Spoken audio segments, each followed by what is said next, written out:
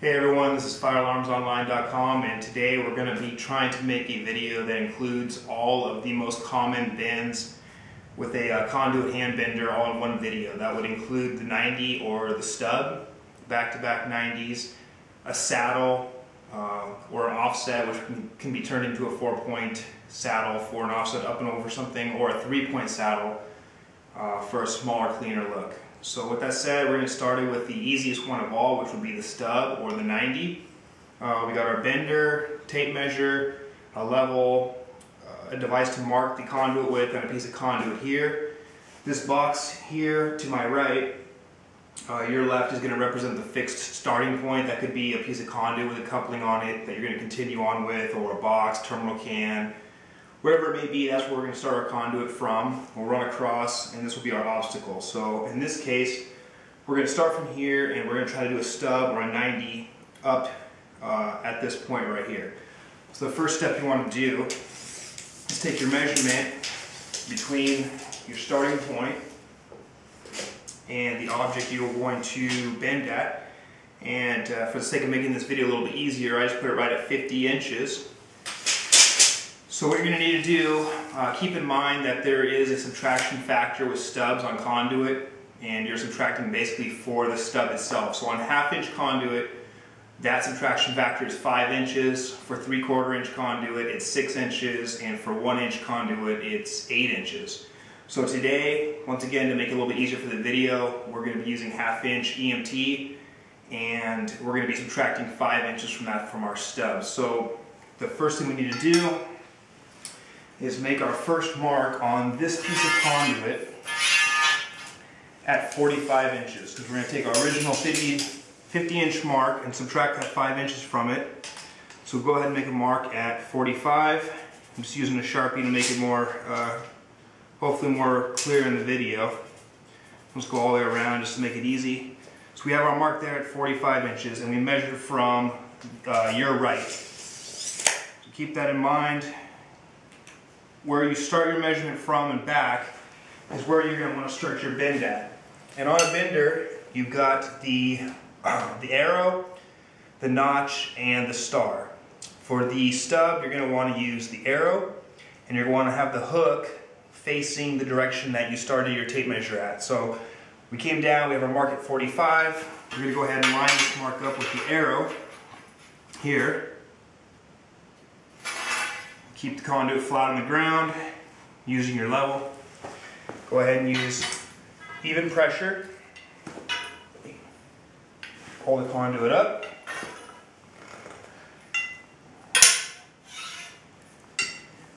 Until you get to 90.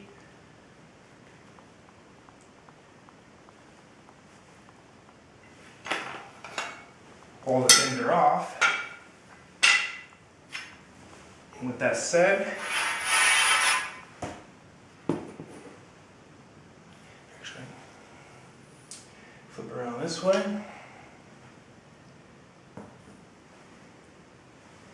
And we should fit right in there. So we've got our starting point again here, 50 inches. You can see our mark at 45. So the 5 inch difference is right here, which is the take up for the stub on 1/2 inch conduit. So as you can see, we've got our perfect 50 inch 90 right in here like that.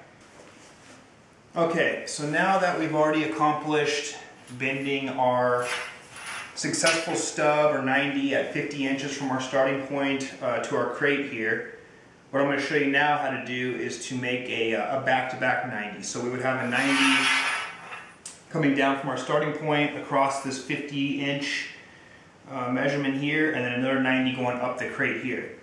And unlike the stub, there's no subtraction factors necessary for this. Once you already have your first stub or 90 bent, you just take a straight measurement from the back of your original 90 to the mark of the distance here. So we're going to we'll put the conduit up against this just to get a flat surface to measure off of.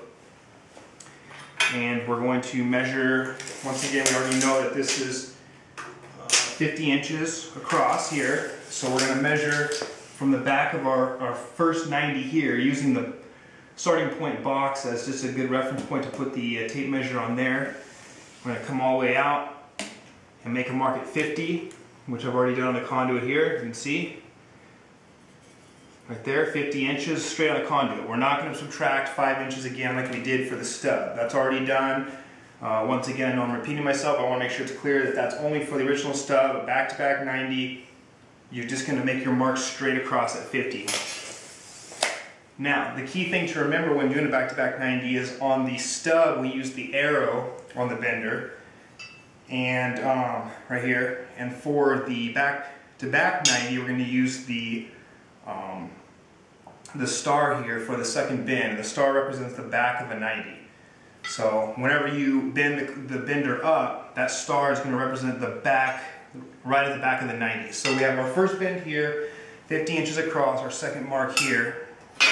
And sometimes it's easier to do an air bend here just to make sure you get your 90 here lined up perfect with this one, because you want to have both of them lined up.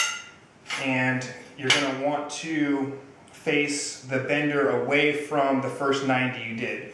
So I'm going to go ahead and line this up right now at the star.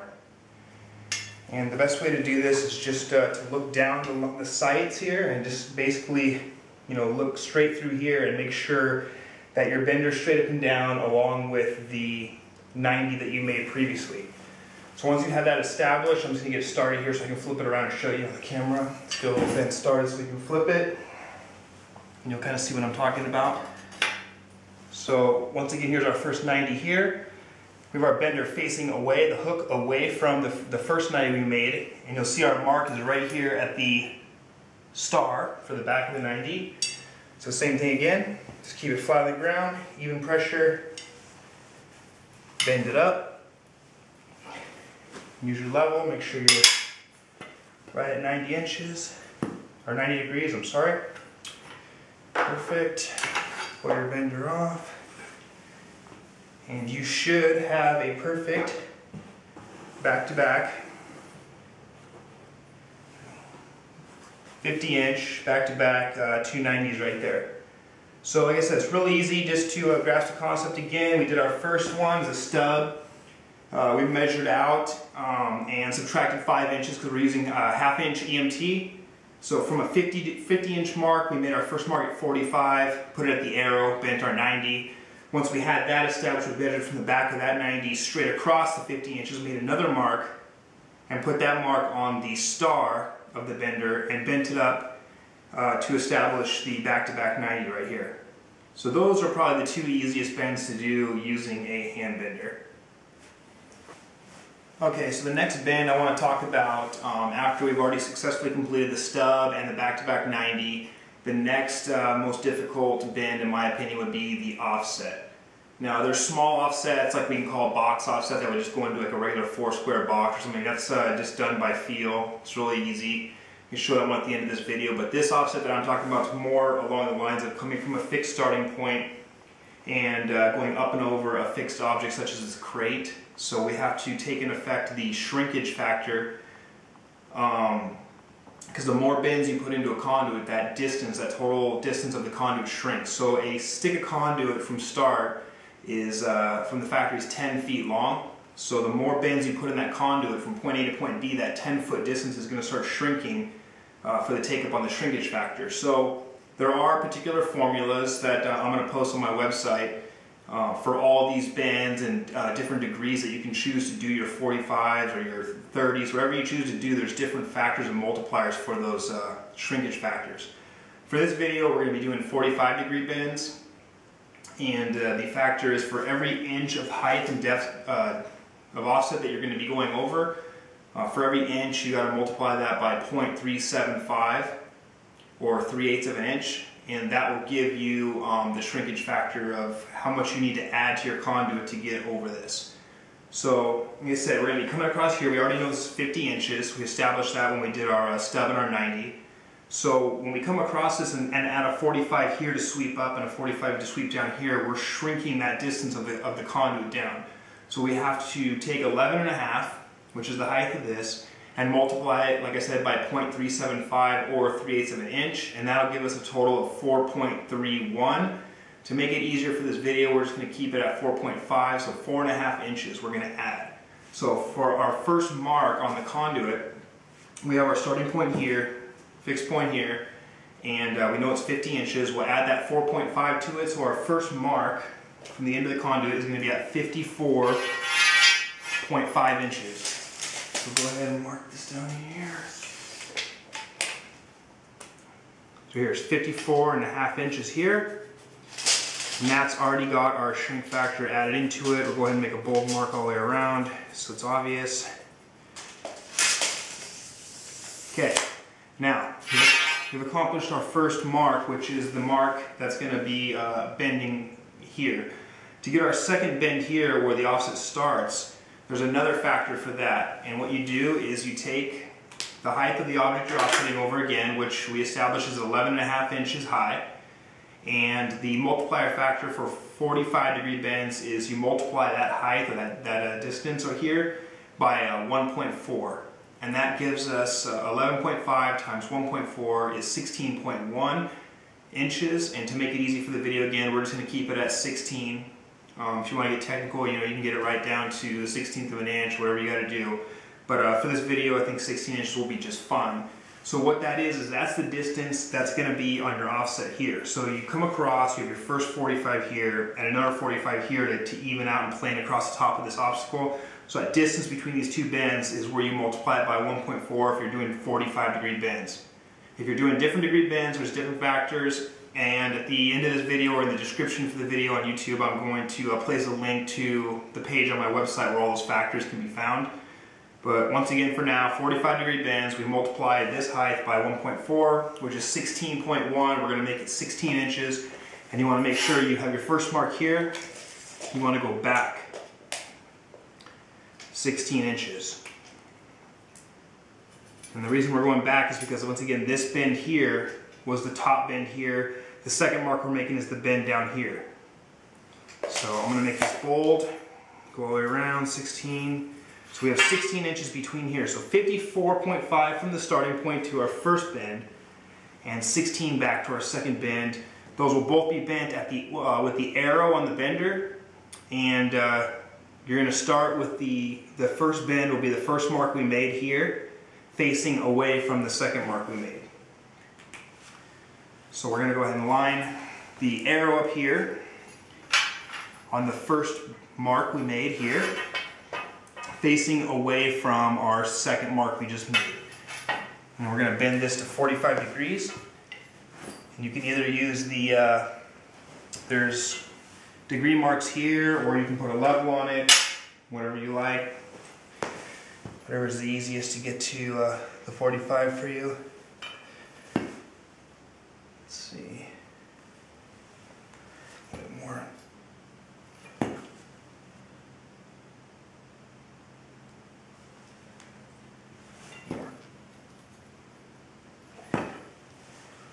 Okay, there. Now,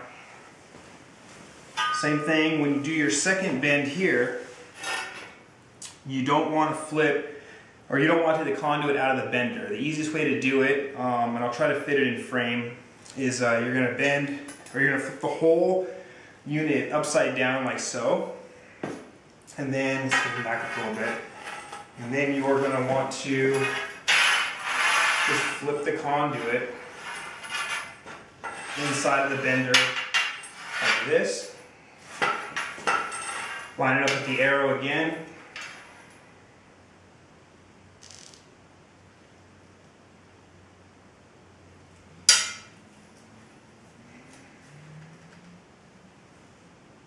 And then you want to look down, always look down the sight of your bends and make sure everything's lined up. And then same thing here again, bend it down to 45.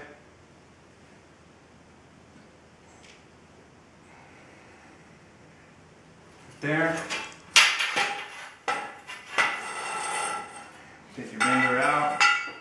And if everything worked out right, you should be able to start from your fixed point.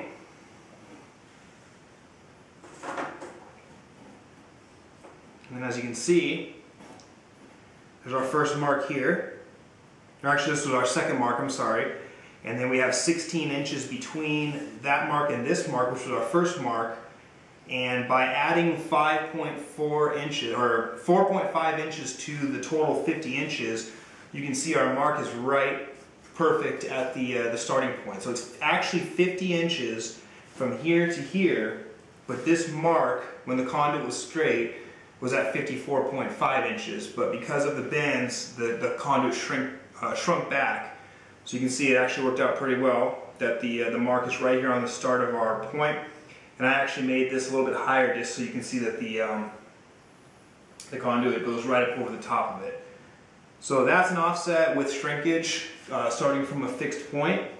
If you wanted to do a 4-point saddle just like this, it's the same thing. You basically would just measure your distance across the top of this and make your second mark here, and then make another mark at 16 inches again after that. So you have a total of 4 marks, and just bend all of them with the arrows, and it'd be the same thing on the other side of this box going down. So it's pretty easy to do a 4-point saddle once you have the concept of the offset down. The hardest point with the offset is starting from a fixed point and putting the shrinkage factor in there. So that's how you do an offset. Okay, so for the last and final bend of this video segment that we're going to do is going to be the one that everyone always asks me how to do. I guess they get confused with it. It's the 3-bend saddle, and to be honest, it really isn't that difficult if you know the math behind it. It's basically, we're going to start here. We're going to use this roll-up poster to represent a perpendicular sprinkler pipe or hot water pipe, conduit, whatever it may be that's running in the field along the ceiling or wherever it is that we need to run and saddle over. So we have our fixed point here, our object here, and we're going to just do a simple 3-bend saddle to get over that. So for the video, I shortened the distance here from the last ones we've done to 40 inches right here in the center. So same thing with the saddle. Anytime you have a bend that you do before the center of what you're measuring to, you have to take up that subtraction factor. And for a 3-bend saddle, the subtraction factor here is you subtract you're actually going to add, because it's taking away from the conduit, you're going to add 3/16 of an inch for every inch of obstruction that you're going over. So for this item that we're going over, we'll call it 3 inches. So we have to add 9/16 of an inch. So a 3/16 of an inch per inch of obstruction. So with 3 inches, we have a total of 9/16 of an inch that we're going to add to our total distance here for our first center mark. So it's a little bit over ½ an inch. So with 40 inches to the center here, we'll add that 9/16 of an inch here, so it's a little bit over 40½ inches for our first mark. We'll go ahead and make that mark now here at a little bit over 40½. Okay?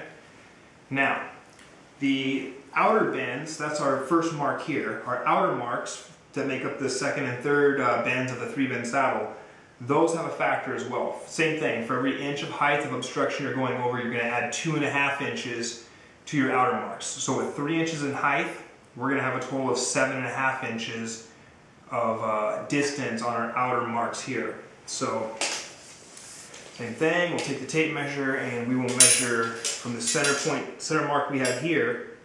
We're going to measure out 7½ this way, and then we'll measure out 7½ this way.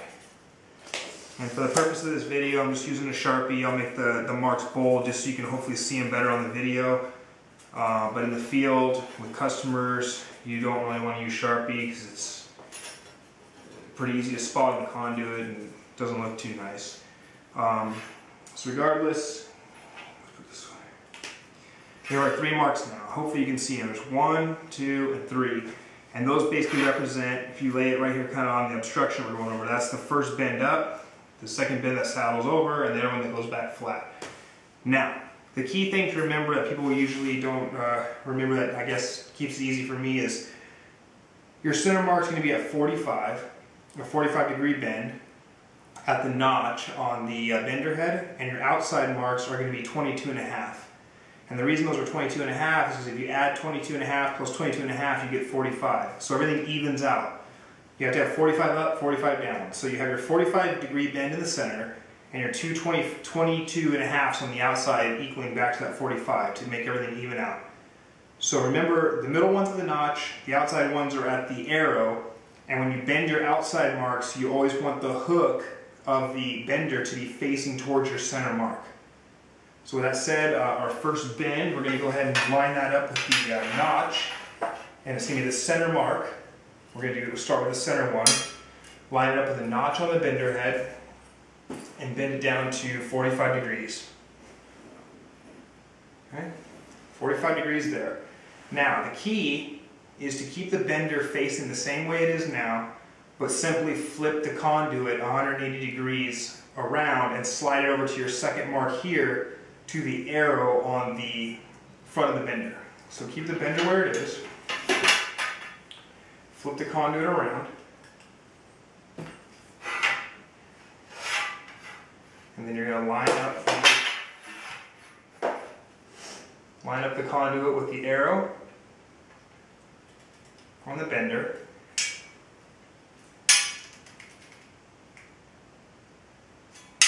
Put some tension on it, and then always look down your conduit just to make sure that everything's lined up. Especially with offsets and saddles, you want to keep them straight. You don't want them to twist.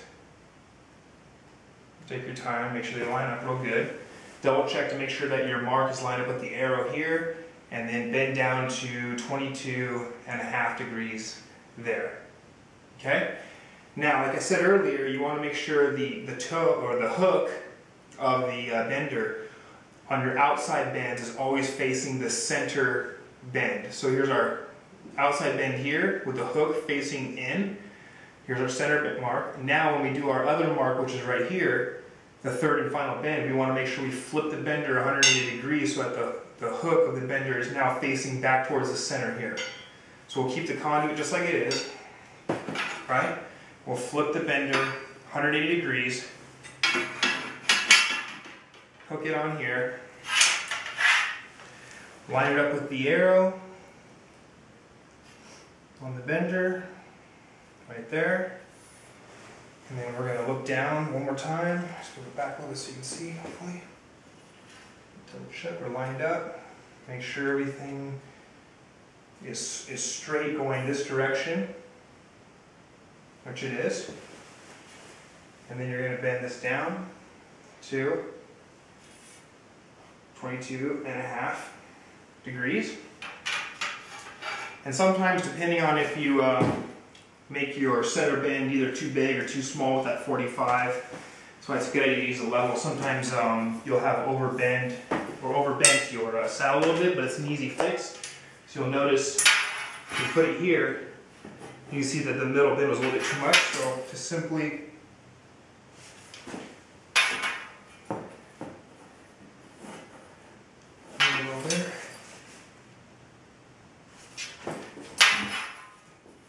go. Okay, so you can see now that, let's double check this real quick and make sure that we didn't bump this out of the way. It's still 40. So there it is right there. So 40 inches still from the fixed starting point. And we have our center mark here on the saddle, which was at a little bit over 40.5 because we had our subtraction factor because of this bend here. And then our outer marks were 7.5 inches outside of the center mark. And we bent this one at 45 and these two at 22.5. So 45 at the notch, 22.5 at the arrow, and make sure that the hook of the bender is facing in towards the center of your saddle there. And that's it.